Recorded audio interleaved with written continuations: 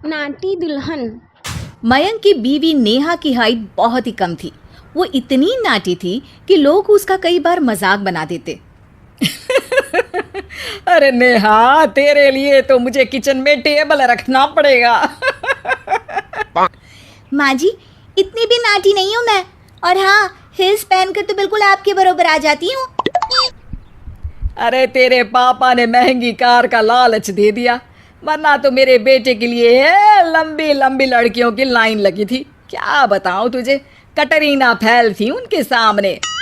पर माँ जी, आपका मयंक भी तो हाइट में कौन सा अभिषेक बच्चन की तरह है जो कटरीना मिल जाती। वैसे भी मेरी और इनकी जोड़ी तो राम सीता की जोड़ी है, राम सीता की। एक दिन सभी खाना खा रहे होते हैं, तभी माँ, दाल बहुत अच्छी बनी है, जरा और देना।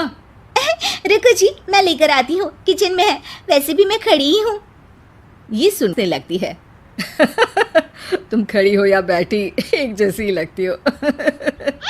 बस कीजिए जी, अभी हिल्स नहीं पहनी है, वैसे भी हिल्स पहनती हूँ तो आपके बराबर ही लगती हूँ। एक दिन नेहा सब्जी लेने बाहर निकलती है तो पड़ोसन कहती है, अरे देखो देखो कितनी नाटी है, मयंक तो दिखने में अच्छा है, हाइट भी ठीक ठाक है, फिर क्या जरूरत थी ऐसी नाटी बहू लाने की। दहेज बहन, दहेज, अंधे हो गए थे पैसों के पीछे, अब करे जगह साई। दोनों की बात नेहा सुन लेती है और उसे बहुत गुस्सा आ जाता है। आंटी जी, एक बात बताओ, मेरे पापा के पास पैसे हैं, उनको अच्छे लड़की की तलाश थी, ये पसंद आए और शादी हो गई, इसमें मेरा क्या कसूर है जो आप लोग मुझे सुना रही हैं? अरे नहीं नहीं नेहा, हम तो तेरी सास की बात कर रहे थे कि कितनी लालची औरत है। जी नहीं है, हाँ, उनकी कुछ शौक है जो वो अपने बेटे से पूरा करवाना चाहती है, और देखा जाए तो उसमें उनकी गलती भी क्या है भला।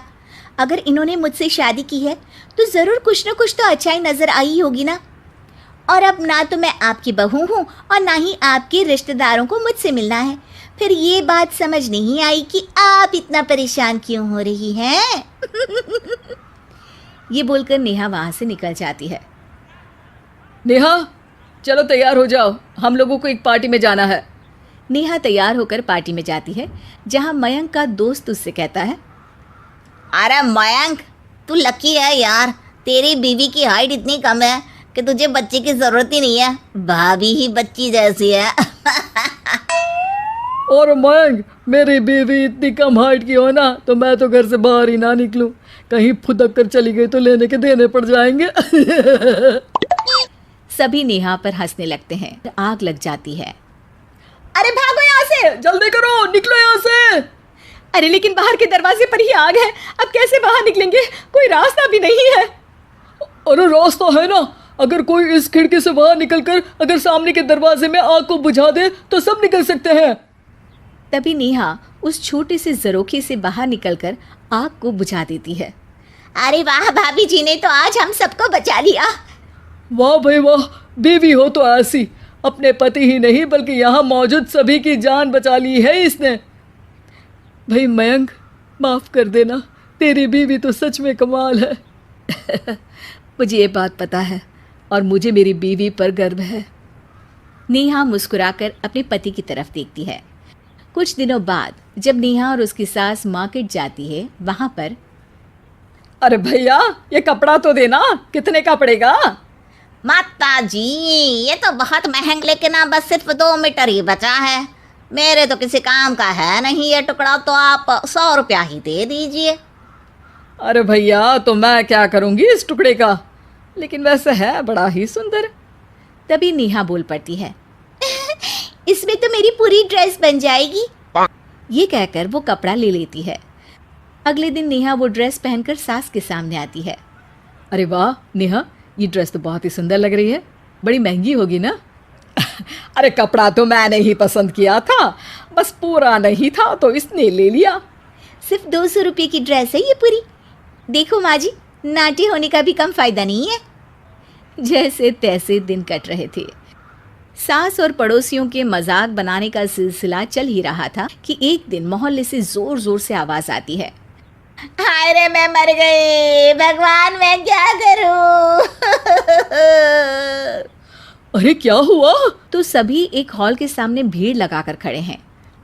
मेरा बेटा प्रिंस गड्ढे में गिर गया है। पड़ोसन जोर जोर से रोने लगती है कि तभी वहां नेहा आ जाती है।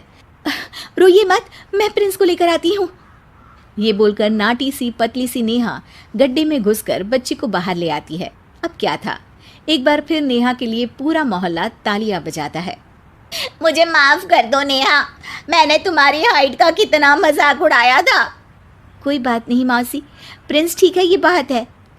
अब वो दिन आता है जब सास नेहा की तारीफ करती है।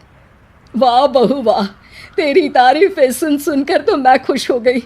आज तो तूने ये साबित कर दिया कि समाज में इंसान अपने रंग रूप और लंबाई चौड़ाई से नहीं बल्कि साहस और हौसले से काबिल कहलाता है। मुझे माफ़ कर देना बेटा।